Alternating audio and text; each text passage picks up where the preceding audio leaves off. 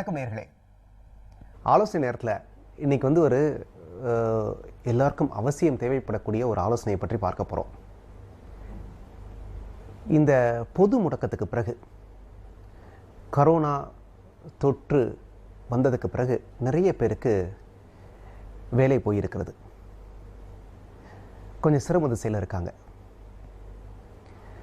இப்போ அவங்களுக்கு இருக்கக்கூடிய அடுத்த வாய்ப்பு என்னென்னா, பொதுவாகவே வேலைவாய்ப்பு சந்தை இன்றைக்கு கதவை மூடிக்கொண்டுள்ள காரணத்தால் இவங்களுக்கெல்லாம் இருக்கக்கூடிய அடுத்த வாய்ப்பு என்னென்னா,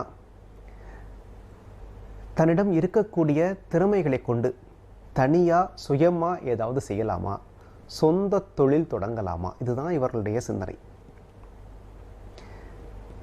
இது ஒரு புறம் இருந்தாலும் கூட, பொதுவாகவே வேலையை பார்க்கக்கூடிய எல்லோருடைய கனவும் பார்த்தீங்கன்னா, நானும் ஒரு தொழிலதிபர் ஆகணும் அப்படின்ற கனவு.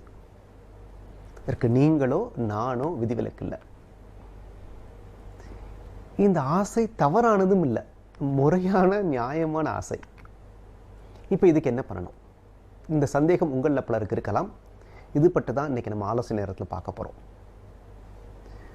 சுயமாக தொழில் தொடங்குதல்னு வந்துட்டா எங்கிருந்து தொடங்குறது அப்படிங்கிறதா முதல் கேள்வி. எங்கிருந்து தொடங்குறது? இந்த கேள்விக்கு ஒரு அருமையான புத்தகம் வந்திருக்குங்க.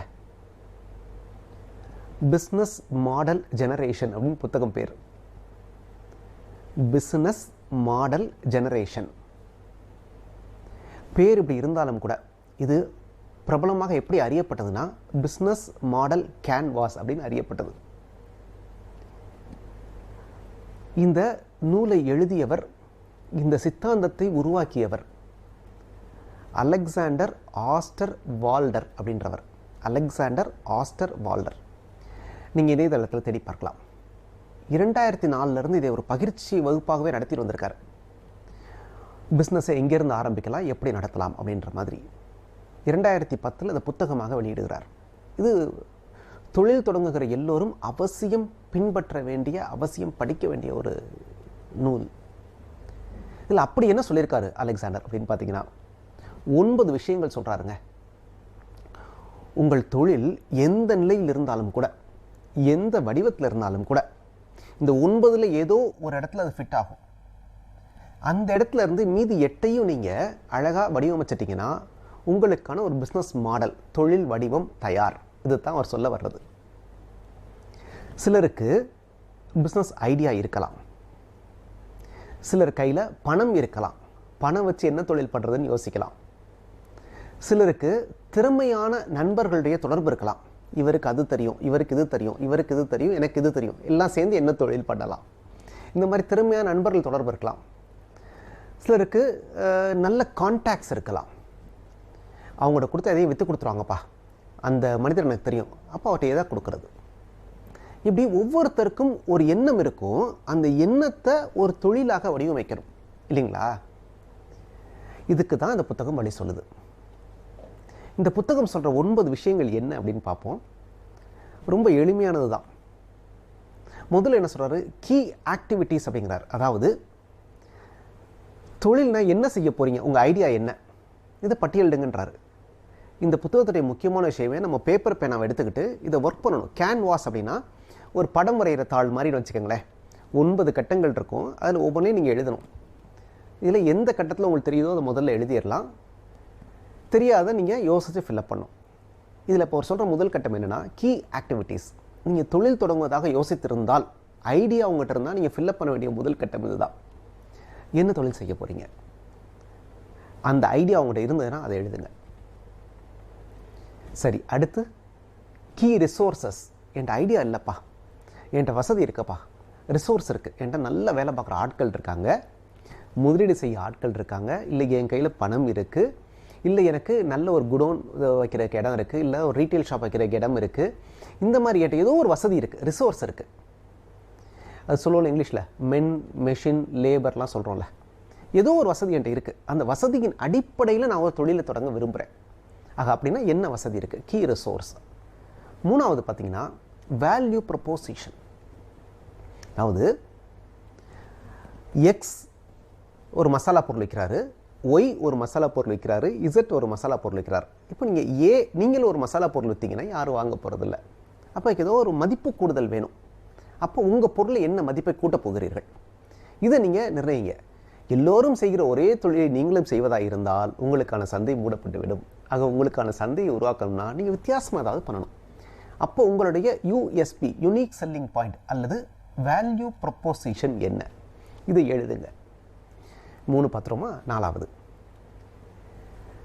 Partner network.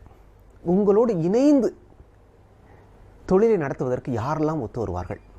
நல்ல ஆடிட்டர் உங்களுக்கு கை கொடுப்பாங்களா, நல்ல லாயர் ஒத்து வருவாங்களா, நல்ல ஹெச்ஆர் கன்சல்டன்ட் உங்களுக்கு உதவி புரிவாங்களா, இல்லை நல்ல ஃபைனான்ஸ் கன்சல்டன்ட் உடன் வருவாங்களா, யாரெல்லாம் ஆலோசகராக வருவார்கள், யாரெல்லாம் உங்கள் தொழிலை ஊக்குவிப்பதற்கு கூட நிற்பாங்க, இல்லை யாரெல்லாம் இணைந்து நீங்கள் பண்ணலாம். இந்த மாதிரி பார்ட்னர் நெட்வொர்க் ஏதாவது ஐடென்டிஃபை பண்ண முடியுமா? அடுத்த 5வது சேனல்.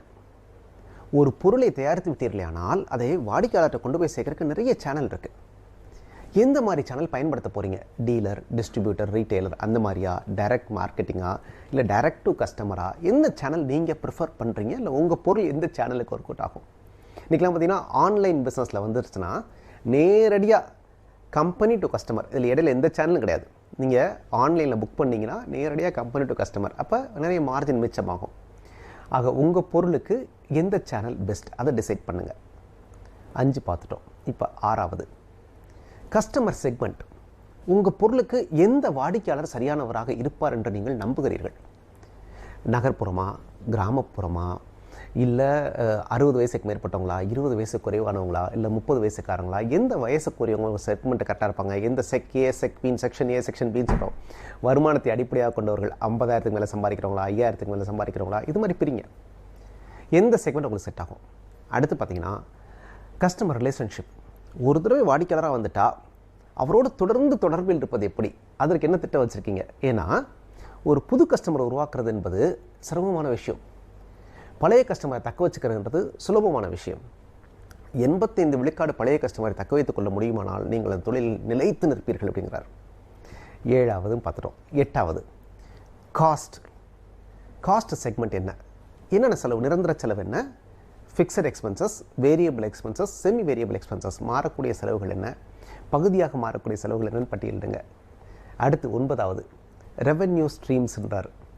வருமானம் வரக்கூடிய வழிகள் என்ன, உங்கள் தொழிலுக்கு எந்தெந்த வழியிலெல்லாம் வருமானம் வரும், அதை பட்டியலிடுங்க. ஆக இந்த 9 விஷயங்கள், இந்த 9ஐயும் அழகாக தொகுத்துட்டிங்கன்னா, அந்த 9ல் ஏதோ ஒன்று உங்களுடைய சிந்தனையாக இருக்கலாம், அதை அடிப்படையாக வைத்து மீதி 8ஐயும் அழகாக தொகுத்துட்டிங்கன்னா ஒரு பிஸ்னஸ் மாடல் ரெடி. நீங்கள் தாராளமாக தொழிலை தொடங்கலாம். ஏன்னா தொழிலை தொடங்கிட்டு ஐயோ இதை யோசிக்கலையே, ஐயோ அதை யோசிக்கலையே, ஒருவேளை நம்ம தோற்று போயிட்டு என்ன ஆகுறது, அந்த பயம் வந்துடக்கூடாது. எல்லாவற்றுக்கும் அழகாக திட்டமிடுவதற்கு இந்த பிஸ்னஸ் மாடல் கேன்வாஸ் பயன்படும். எழுதியவர் அலெக்சாண்டர் ஆஸ்டர் வால்டர் ஆச்சுங்களா. இது முடிஞ்சால் இன்னும் விரிவாக படிக்க விருப்பப்பட்டீங்கன்னா அந்த புத்தகத்தை வாங்கி படிங்க, உங்களுக்கு பயனுடையதாக இருக்கும். நன்றி, வணக்கம்.